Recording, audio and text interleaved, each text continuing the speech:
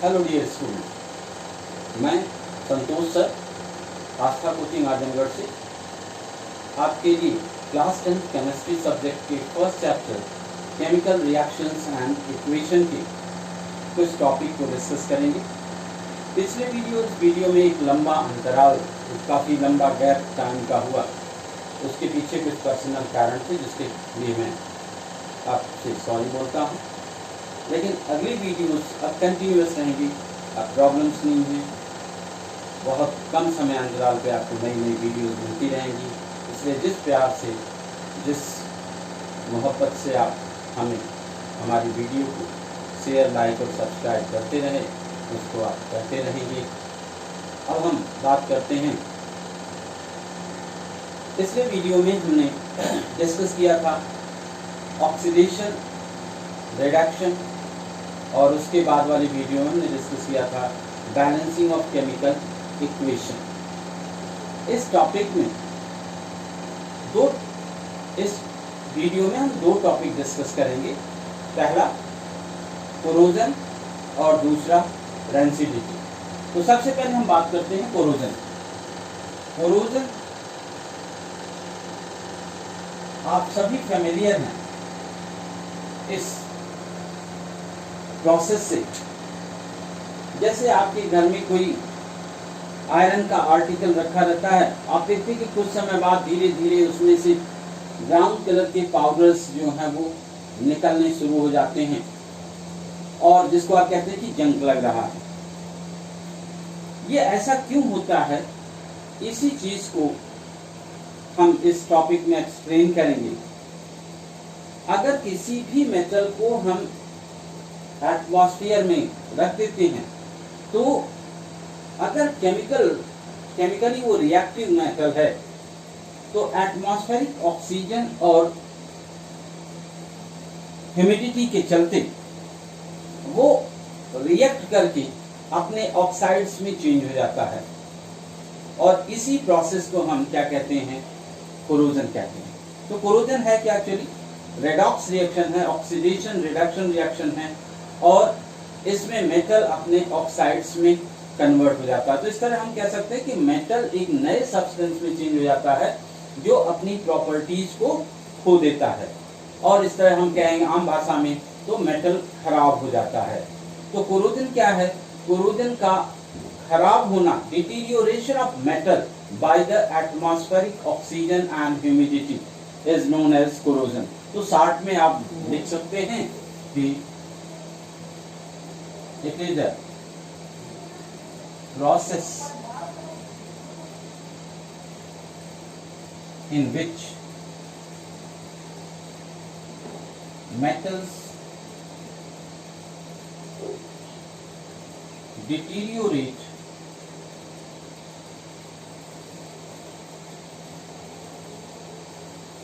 by, deteriorate का मतलब नष्ट होना, deteriorate by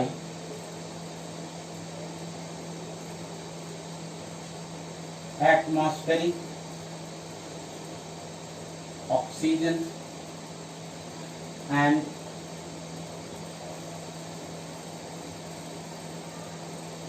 humidity.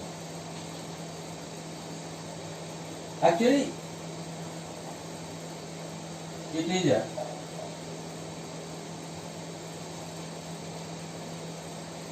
oxidation process and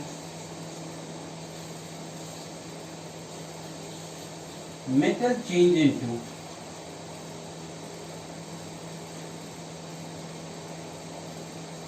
its oxides. तो कोरोजन क्या है?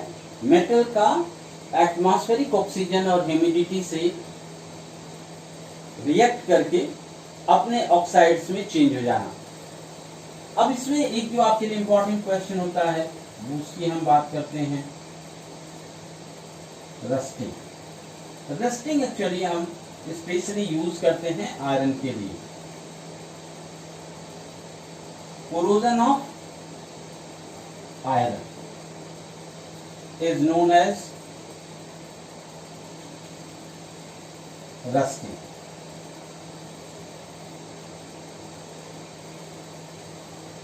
अगर आयरन का कोरोजन होता है तो हम उसके लिए क्या टर्म यूज करते हैं, रस्टिंग टर्म यूज करते हैं, जबकि बाकी मेटल्स के डिटीरियोरेशन के लिए कोरोजन टर्म यूज करते हैं। ये थोड़ा सा केवल डिफरेंस है। कुछ और एग्जांपल्स हम आपके साथ डिस्कस कर लेते हैं। आपके घर में जैसे कॉपर का कोई भी पॉट रखा हो, आप देखेंगे अगर लंबे समय तक, काफी समय तक उसको यूज नहीं करते हैं तो धीरे धीरे उस पर ग्रीन कलर की लेयर सी अपीयर हो जाती है। ये भी होता है ड्यू टू कोरोजन। एल्युमिनियम के अगर बर्तन को, एल्युमिनियम के पॉट को अगर आप लंबे समय तक रख देते हैं तो उसमें ब्लैक कलर की लेयर हो जाती है, जिसको हम कहते हैं कि भाई ये भी क्या है, एग्जाम्पल है किसका, कोरोजन का आपसे। तो ऐसे बहुत सारे आपकी डेली लाइफ में एग्जाम्पल्स मिलेंगे, आप उसको देख सकते हैं। तो कोरोजन मेटल का नष्ट होना, मेटल का नुकसान होना, अपने ऑक्साइड्स में चेंज होना, और किसके द्वारा, एटमॉस्फेरिक ऑक्सीजन और ह्यूमिडिटी के द्वारा। कहने का मतलब ये दो इंपॉर्टेंट कंडीशन है। अगर एटमॉस्फेयर में ऑक्सीजन और ह्यूमिडिटी ना हो तो कोरोजन नहीं होगा। एक दूसरी चीज को रस्टिंग के लिए हम यूज कर लें, जब आयरन का कोरोजन होता है तो जो ब्राउन कलर का पाउडर बनता है उसको हम क्या कहते हैं, रस्ट कहते हैं। रस्ट क्या है, ये आयरन ऑक्साइड्स है। Iron oxides form by the corrosion of iron.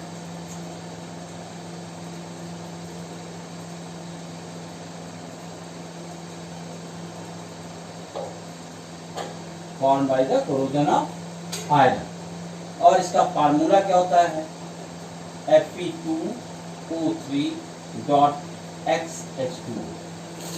ये एक इंपॉर्टेंट फार्मूला आपके लिए है, 1 मार्क्स के क्वेश्चन में आपसे पूछा जा सकता है कि रस्ट का फार्मूला क्या है। तो Fe2O3.XH2, ये बहुत इंपॉर्टेंट क्वेश्चन आपके लिए होगा।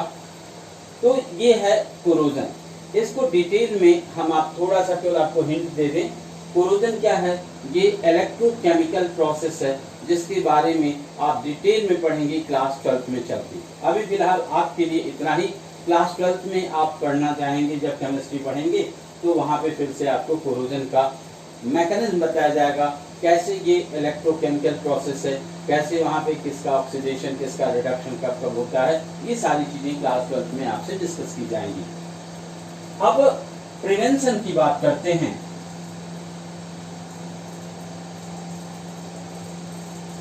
Prevention of corrosion. Prevention of corrosion कैसे करते हैं, आप प्रैक्टिकल लाइफ में, डेली लाइफ में आप बहुत सारे मेथड्स देख सकते हैं। आपके घरों में आयरन के तमाम आर्टिकल्स हैं, जैसे आपकी विंडोज में ग्रिल्स वगैरह लगे होते हैं। अगर आप उसको प्रॉपर केयर ना करें तो कुछ दिनों के बाद देखेंगे, साल 2 साल के बाद आप देखेंगे कि उनमें व्हाइट कलर के पाउडर का फॉर्मेशन शुरू हो जाता है। तो आप क्या करते हैं, एक डेफिनेट इंटरवल के बाद उस पर पेंट कर देते हैं।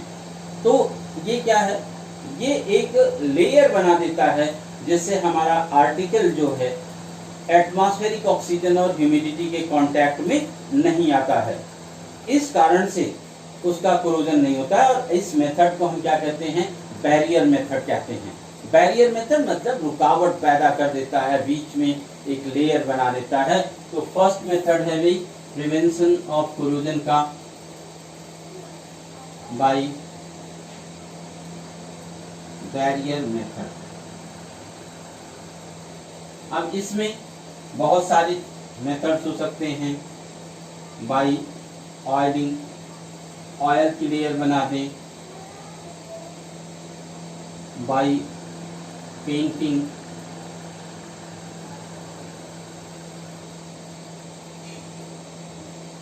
पेंट की लेयर बना दें, bye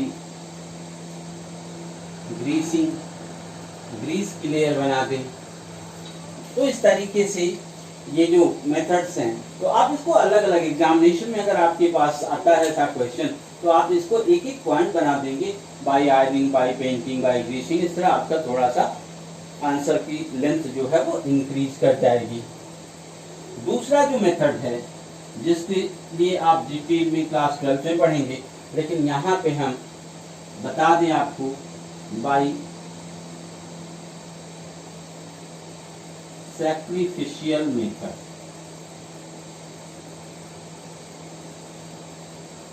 by sacrificial method, sacrifice करना, सैक्रिफाइस का मतलब बता दें बलिदान करना।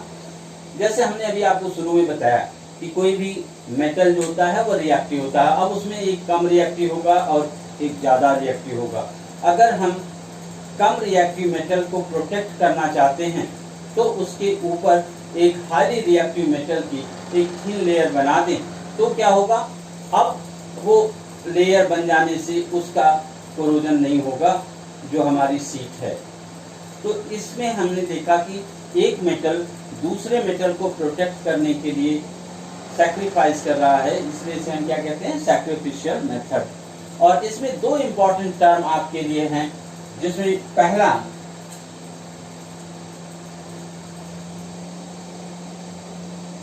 Bye galvanisation.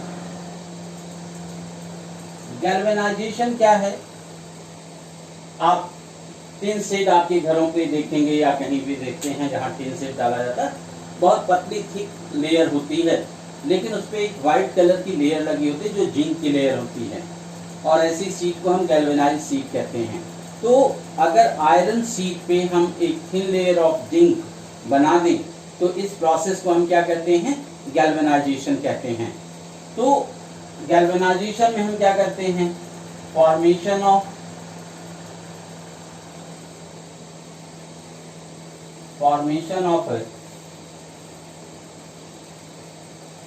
thin layer of zinc over the iron sheet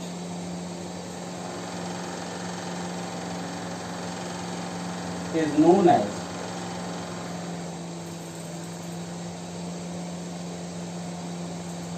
galvanization। एक बहुत इंपॉर्टेंट टर्म आपके लिए, बहुत एक इंपॉर्टेंट डेफिनेशन है गैल्वेनाइजेशन। व्हाट इज गैल्वेनाइजेशन, अक्सर आपसे 1 मार्क्स का क्वेश्चन पूछा जाता है। तो गैल्वेनाइजेशन क्या है, आयरन शीट पे जिंक लेयर की फॉर्मेशन को हम क्या कहते हैं, गैल्वेनाइजेशन कहते हैं, और इस तरीके की शीट को हम क्या कहते हैं, गैल्वेनाइज्ड शीट कहते हैं। तो एक इंपॉर्टेंट टर्म और एक इंपॉर्टेंट मेथड है। एक दूसरा जो लेस इंपॉर्टेंट मेथड है, लेकिन फिर भी आप जाने, बाई स्टेनाइजेशन और टिनाइजेशन।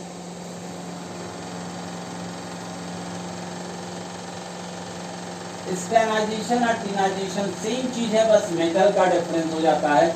एक मेटल होता है स्टेनस, जिसकी लेयर अगर हम बना देते हैं आयरन शीट पे तो उसे हम क्या कहते हैं, स्टेनाइजेशन और टिनाइजेशन। तो इसकी डेफिनेशन आप देख सकते हैं, formation of a thin layer of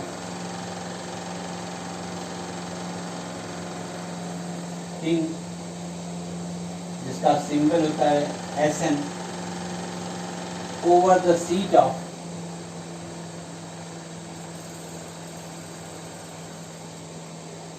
iron is known as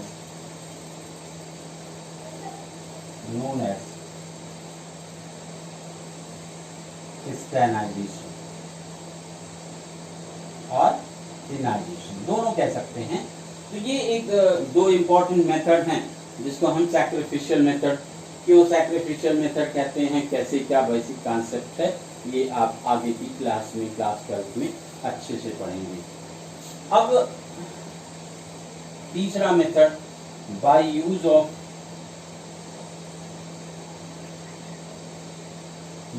of anti rust chemicals.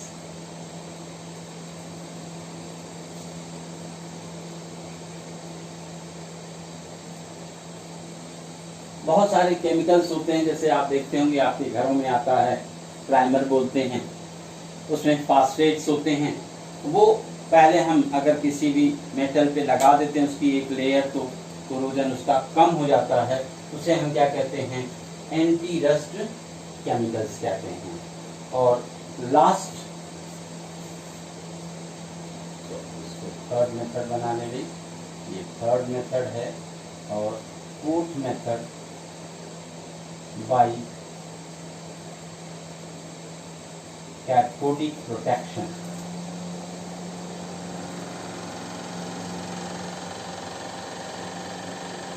ये क्लास 12 में जाके आप पढ़ेंगे, बट नाम जानते रहो। एक ये मेथड है कैथोडिक प्रोटेक्शन। तो 4 इंपॉर्टेंट मेथड्स हैं, barrier method, sacrificial method, by use of anti-rust chemical and by cathodic protection। ये 4 मेथड्स हैं आपके इम्पोर्टेंट, किसके लिए, कोरोजन को प्रोटेक्ट करने के लिए, कि आपका मेटल का मटेरियल वो प्रोटेक्ट हो जाए कोरोजन से।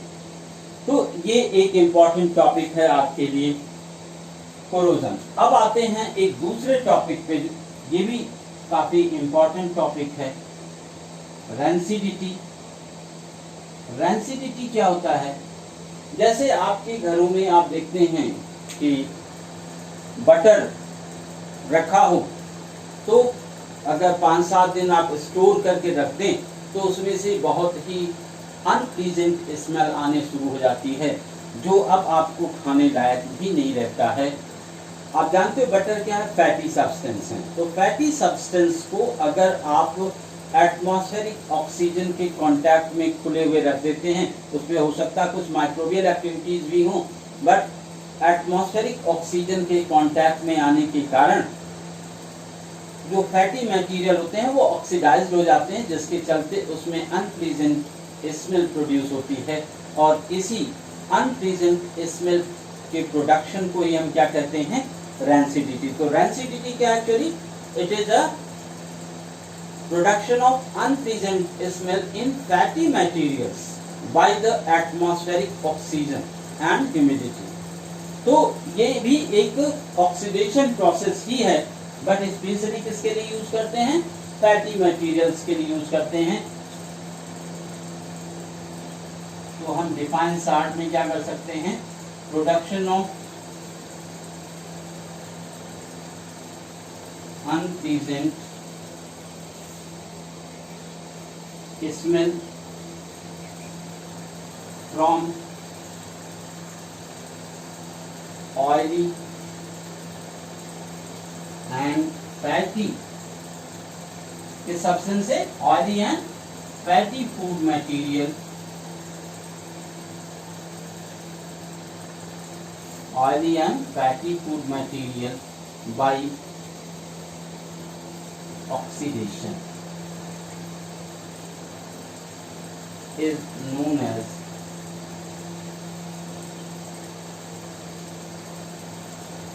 rancidity। तो rancidity oily and fatty food material में होता है, और क्यों होता है? ऑक्सीडेशन प्रोसेस के कारण, और जिसके चलते क्या होता है? अनप्लीजेंट स्मेल प्रोड्यूस होती है। तो ये है रेंसिडिटी। जो अनप्लीजेंट स्मेल प्रोड्यूस होता है वो एक्चुअली होता है जो उसमें अनसेचुरेटेड फैटी सब्सटेंस होते हैं, उसका ऑक्सीडेशन होता है। उसके ऑक्सीडेशन के चलते जो है कुछ ऐसे केमिकल्स बनते हैं जो हमारे लिए हार्मफुल होते हैं, उसको हम यूज भी नहीं करते हैं, और उसे हम क्या कहते हैं? अनप्लीजेंट स्मेल प्रोड्यूस हो रहा है। तो इस तरीके से हमने जाना कि रेंसिडिटी क्या होती है। रेंसिडिटी ऑक्सीडेशन प्रोसेस है, और जो अनप्लीजेंट स्मेल प्रोड्यूस करता है oily and fatty food material. हमने बताया कि इसमें जो अनसेचुरेटेड का मतलब समझ लो, इसके बारे में हम लोग 4th चैप्टर में पढ़ेंगे। अनसेचुरेटेड का मतलब होता है जिस कार्बन कंपाउंड जिसमें कार्बन कार्बन के बीच में डबल बॉन्ड या ट्रिपल बॉन्ड पाया जाता है, ऐसे कंपाउंड्स को हम क्या कहते हैं? अनसेचुरेटेड कंपाउंड्स, और स्पेशली ऑयल एंड फूड होने चाहिए। तो रेंसिडिटी क्लियर हो गई। अब रेंसिडिटी में हम जानते हैं इसको हम कैसे चेक कर सकते हैं, प्रिवेंट कैसे कर सकते हैं? Prevention of rancidity.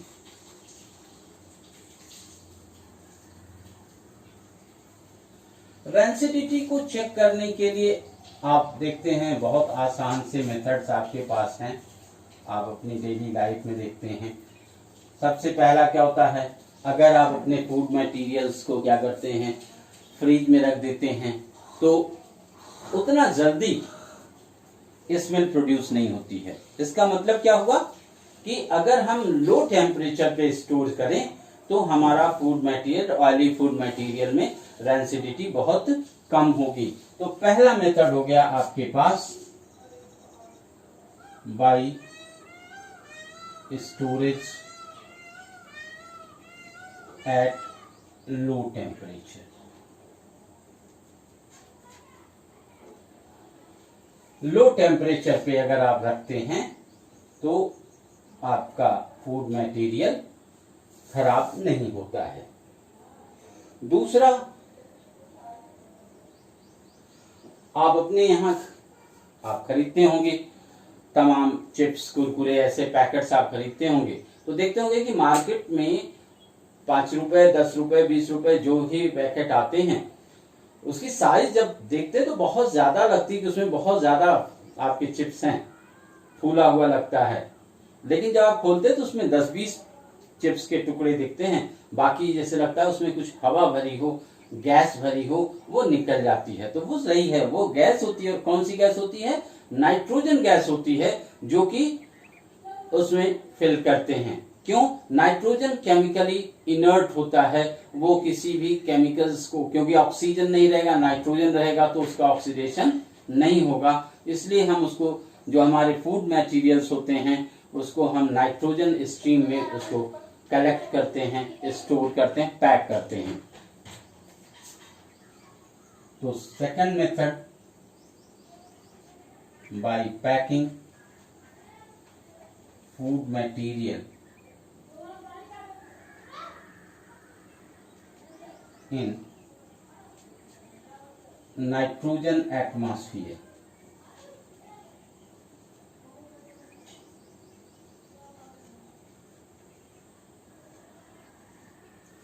नाइट्रोजन के एटमॉस्फेयर में हम उसको स्टोर करते हैं। कभी ये एक अच्छा क्वेश्चन आपके लिए बनता है कि हम फूड मटेरियल्स को, चिप्स को, कुरकुरे को क्यों हम नाइट्रोजन स्ट्रीम में स्टोर करते हैं, पैक करते हैं? तो टू चेक द रेंसिडिटी। तीसरे कुछ केमिकल्स हैं, जैसे साल्ट है, ऑयल है, ऐसे केमिकल्स में हम उसको स्टोर कर देते हैं तो वो एयर के कांटेक्ट में नहीं आता है और उस पर माइक्रोबियल एक्टिविटीज क्या होती हैं, कम हो जाती है। तो by using salt and oil. तो ये कुछ मेथड्स हैं जिनको आप यूज करके रेंसिडिटी को चेक कर सकते हैं। तो ये एक दो इंपॉर्टेंट टॉपिक्स जो आपके फर्स्ट चैप्टर से था, कोरोजन एंड रेंसिडिटी, इन दोनों टॉपिक्स को हमने आज आपसे डिस्कस किया। आज इस वीडियो में हम यहीं तक रखेंगे। अगली वीडियो में हम आपके साथ डिस्कस करेंगे जो आपके एनसीईआरटी की एक्सरसाइज क्वेश्चंस हैं या बुक में जो क्वेश्चन दिए गए हैं उनको हम आपके साथ डिस्कस करेंगे। तब तक के लिए थैंक यू।